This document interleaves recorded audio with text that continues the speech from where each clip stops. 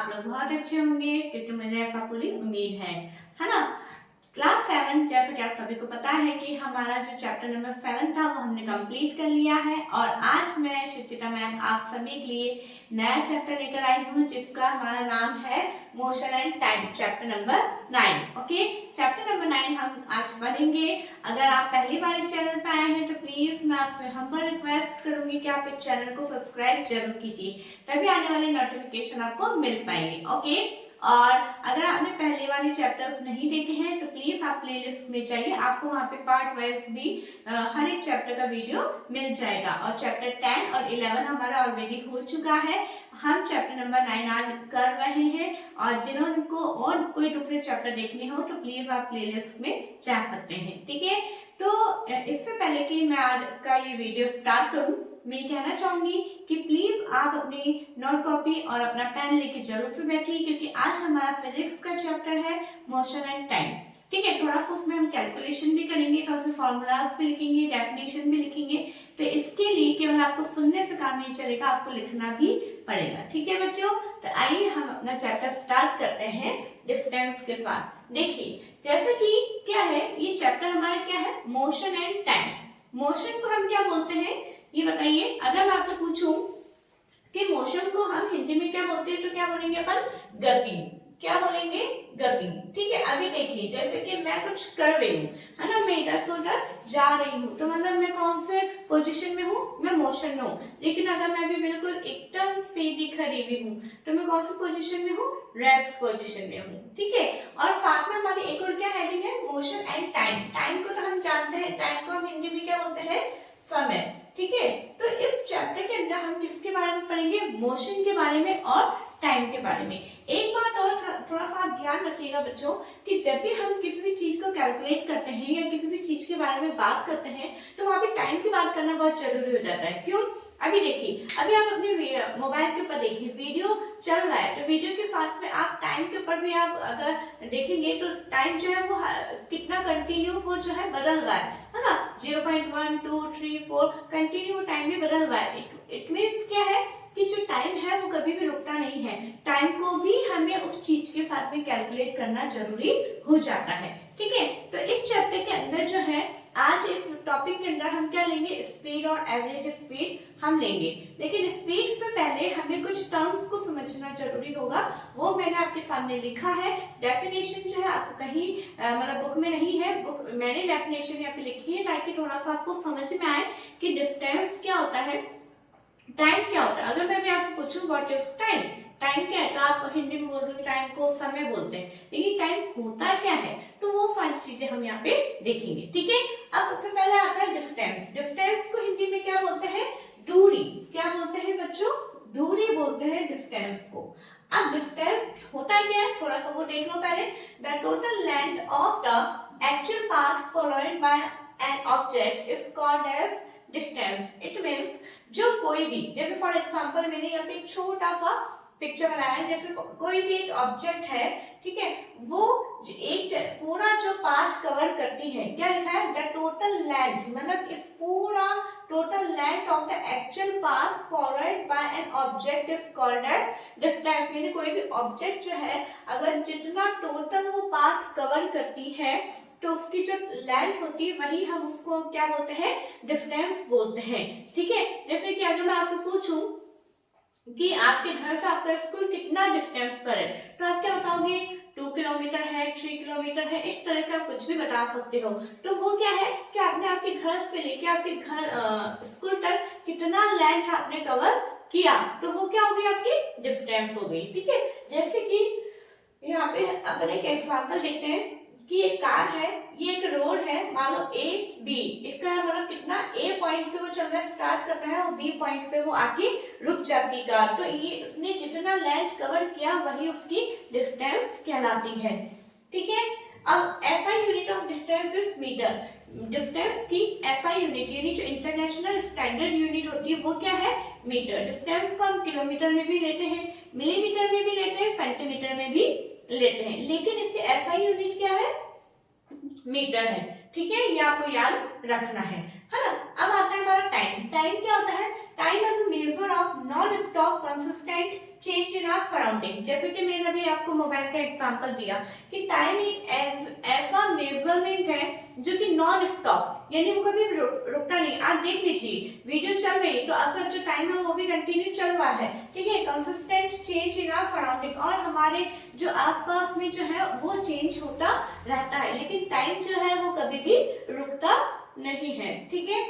तो अब यहाँ पे जैसे कि एक एग्जांपल मैंने लिया है कि ये कार है वो ए पॉइंट से चलना स्टार्ट करती है, ठीक है। जब वो ए पॉइंट से चलना स्टार्ट करती है सबसे पहले 5 सेकंड का टाइम लेती है, फिर वो यहाँ पे पहुंचती है तो 10 सेकंड हो जाते हैं। तो इट मींस क्या है, जो कार है वो डिस्टेंस ट्रेवल कर रही है, डिस्टेंस कवर कर रही है, लेकिन डिस्टेंस कवर करने के साथ में एक पोजीशन से दूसरी पोजीशन पे आने में उसका टाइम भी चेंज हो रहा है। तो इसको हम क्या बोलते हैं, टाइम बोलते हैं। अब टाइम की ऐसा यूनिट क्या होती है, सेकंड होती है, जिसको कि हम स्मॉल एस से डिनोट करते हैं। किससे डिनोट करते हैं, स्मॉल एस से, ठीक है बच्चों।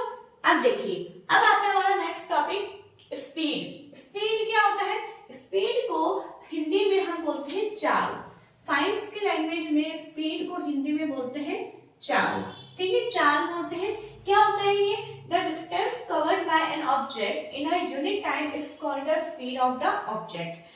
कोई भी ऑब्जेक्ट एक पर्टिकुलर जो डिस्टेंस कवर करती है कुछ टाइम के अंदर, उसी को हम उसकी स्पीड बोलते हैं। जैसे कि इसलिए देखिए यहाँ पे दो वर्ड इंपॉर्टेंट है, एक तो है हमारा डिस्टेंस और एक है हमारा टाइम। यानी कोई भी ऑब्जेक्ट कुछ डिस्टेंस कुछ यूनिट टाइम में कवर करती है, उसी को ही हम उसको क्या बोलते हैं, स्पीड बोलते हैं। जैसे कि देखो यहाँ पे एक एग्जांपल मैंने लिया था कि जैसे फॉर एग्जांपल ये कार है, ये कार मान लो ए पॉइंट से चलना स्टार्ट करती है और बी पॉइंट पे ही पहुंचती है। तो बी पॉइंट तक पहुंचने में फॉर एग्जांपल ये जो है 20 किलोमीटर कवर करती है, ठीक है।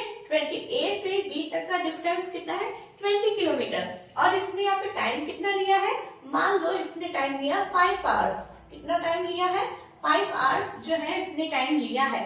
तो इसकी स्पीड कितनी हो गई, मतलब ये है कि ये जो कार है वो कितनी स्पीड से चली।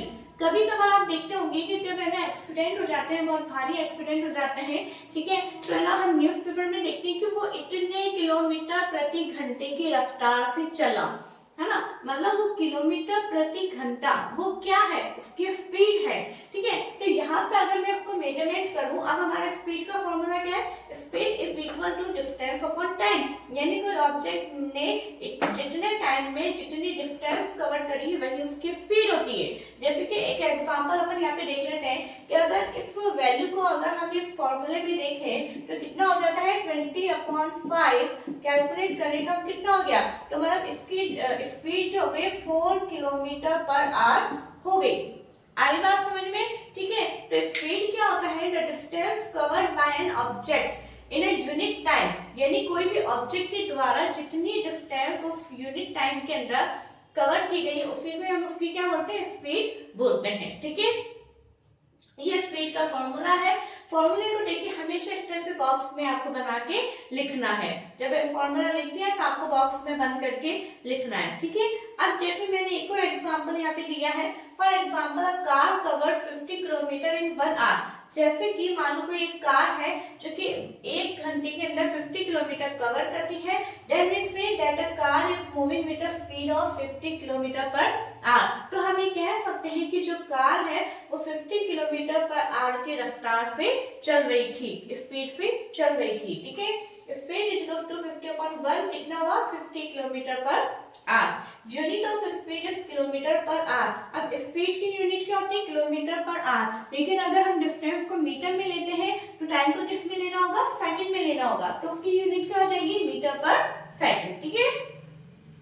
अब देखिए, अब आता है हमारा एवरेज स्पीड। एवरेज स्पीड और स्पीड में क्या अंतर है, कुछ भी अंतर नहीं है। यहाँ पे हमने बस अंतर इतना है कि यहाँ पे हमने केवल एक ही यूनिट को लिया है, लेकिन यहाँ पे देखिए पहले अपन थोड़ा सा ये पिक्चर को समझेंगे फिर हम डेफिनेशन को देखेंगे। देखिए जैसे कोई कार है वो ए पॉइंट से चलती है और बी पे आके वो रुकती है।